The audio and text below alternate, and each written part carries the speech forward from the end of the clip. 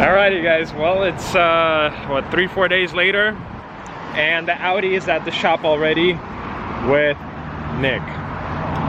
So what happened was, it was totally fine, runs great, more or less like no mechanical issues, but it is an Audi, and I parked it at my house, and then next day I went to start it and noticed that I have no audio.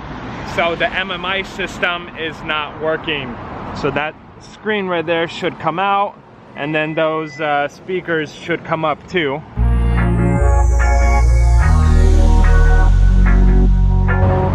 So Nick is connecting his computer and we'll do some diagnostics. I tried to do the whole reset when you hold down the 3 buttons and whatnot, and it doesn't work. So he just tried to plug into the cigarette lighter. Does that work now or no? No, so that also doesn't work. But I checked, I mean, like rear seats, everything works, it's just the front. Yeah, it's a 4.2. And no music, no navigation, no backup camera. I mean, sensors beep, but nothing shows up. So hopefully we could get this taken care of, and hopefully it won't be expensive. It could be a fuse, it could be amp going out. If it's an amp, those are not cheap. And then that would really suck. Just checked fuses on this side. Now Nick is checking fuses on the other side, but so far it looks fine. Computer tells us that there's no communication with the radio, which is, you know, ding-a-ding. But no fault codes, just no communication. But what I did find in the glove box is paperwork for recent maintenance. So the car has 98,000 miles and 95,000. It got new water pump, new spark plugs, new ignition coils, new coolant, a few coolant lines. I mean, pretty serious work. I think it's $2,000 worth of work. And about 1,000 miles ago, it had a full synthetic oil change. I think 5W40, if I'm not mistaken. So in theory, she's ready to go, but now we have this goof up, which sucks. These fuses also came back totally fine, so we pulled the sub out. Alright, go ahead, see if it works now.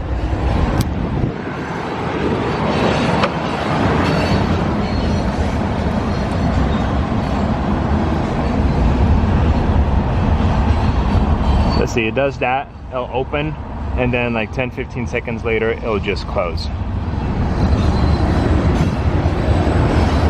Nope. Shut off again. So it opened, and see, there it goes. Close back up.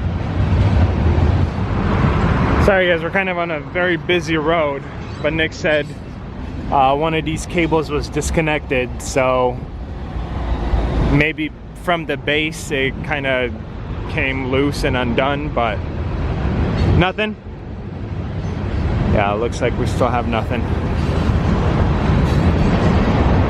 But there should be a whole fuse box right there too. Teamwork makes the dream work, so that's grounded. Nick is in there. You guys probably won't see, checking fuses.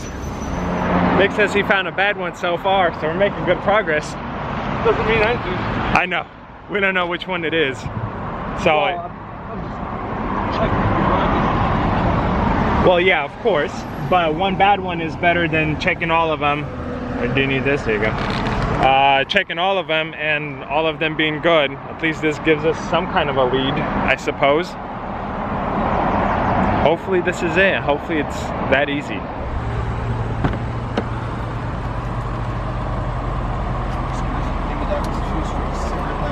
Maybe it was a fuse for the cigarette lighter, because now it works. Still doesn't work, or it does work? Oh, I think it went on its own, yeah? But these still don't pop up. And screen is dark, so I don't think that did it, unfortunately. It's not going back in though. Yeah. Oh. Yeah. So we just had it. We pulled the fuse, put it back in, started. It stayed on to where it powered on. We were able to go through radio stations, and then it did that, and it went back away. Audi's going under the knife. Hardcore. Nick is suspecting a, what did you call, fiber optics cable?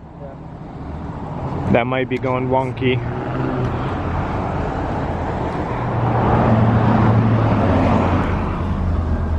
Like everything else works, but that system. Oh, it just tried. So it uses light. Yeah, see that little red light. Okay, so now it popped up on its own. Yeah, but then unplugged. But the tweeters or whatever they're called still didn't come up. Yeah. So that plugged in. Medium. Okay, so plugged in. Medium or device is being loaded.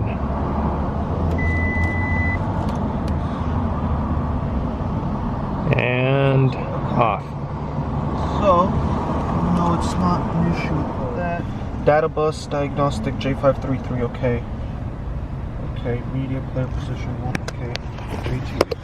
okay. So the current update is, went through diagnostics and it looks like all wires, everything is fine, fuses are okay.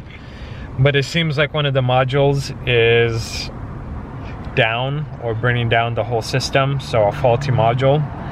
Now the question is which module, how much does it cost, and yay me.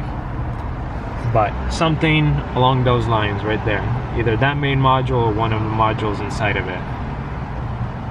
But this is the fault code we're getting. Okay, so Nick went through his fancy computer test system. All systems are working, but it says radio control unit faulty.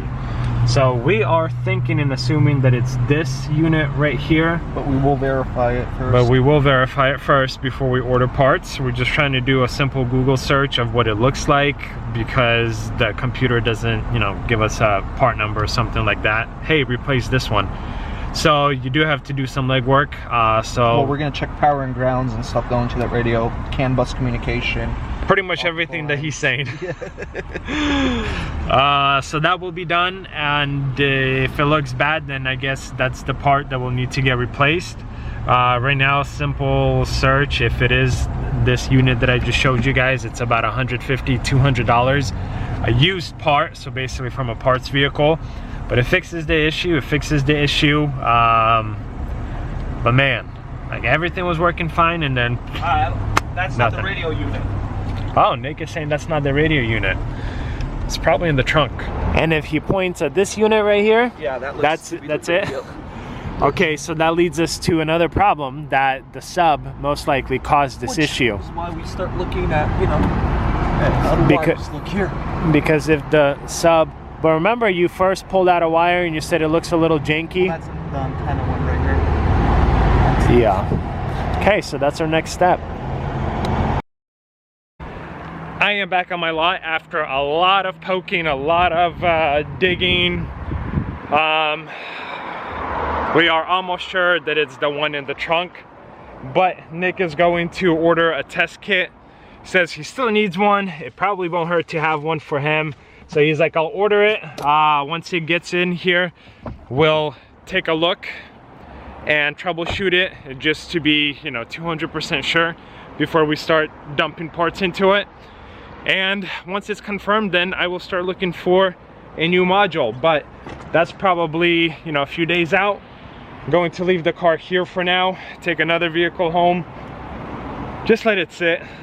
Gas is expensive right now, and if I have no music or anything, there's no real point. I'll take something else to drive. Plus, I'm not super picky about what I drive. But she is a beauty, but unfortunately, gotta leave her here for now.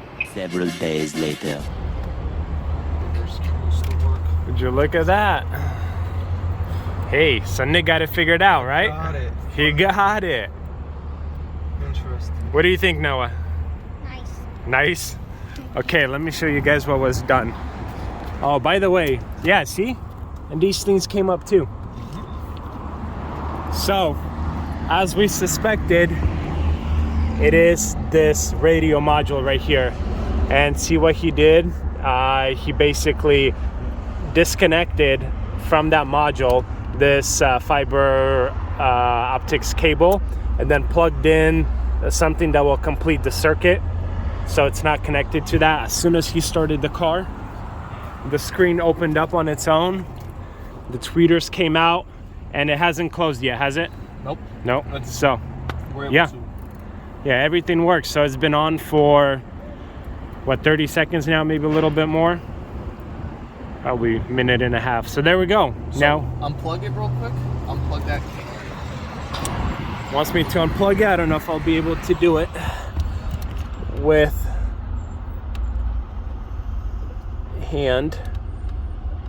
one hand.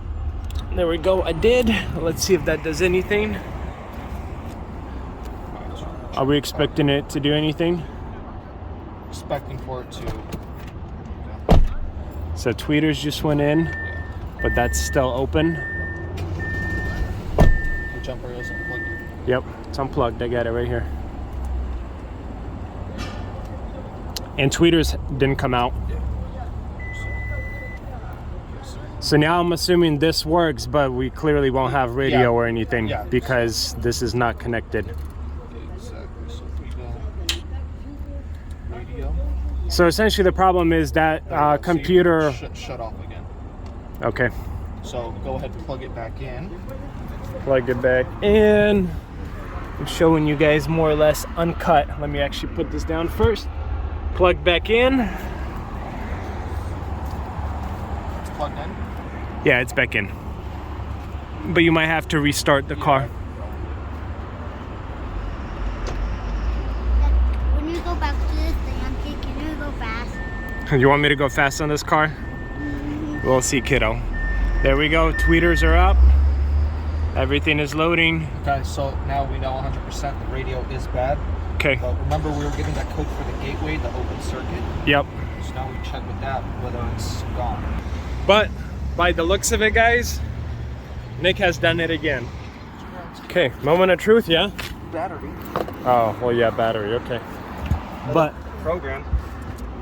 new radio is in, everything is connected. The new radio actually got delivered in like 2 days. Oh, dropping my keys. Okay. So now we get to find out if we need to program it or not. And Nick is here for that. But look at that. That opened up and those opened up. Wait, do I hear sound? I do hear sound. So we might not need to program it, or We you still probably will. probably will. I mean, it'll work and function, but it'll just throw a code saying vehicle configuration incorrect. Don't forget your boot mode system. Never mind, it will need a program because the sound comes on for a second and then goes away. Comes on for a second, goes away. I'm assuming because the computer doesn't really know what to do. Several days later. Just a very minor update for you guys. So the radio got programmed yesterday. I didn't have to wait for the Audi dealer. An independent company came out, they were able to do it. We specialize in stuff like this. And now I am taking the car to my mechanic to get the lower ball joints replaced. I believe that's what they're called.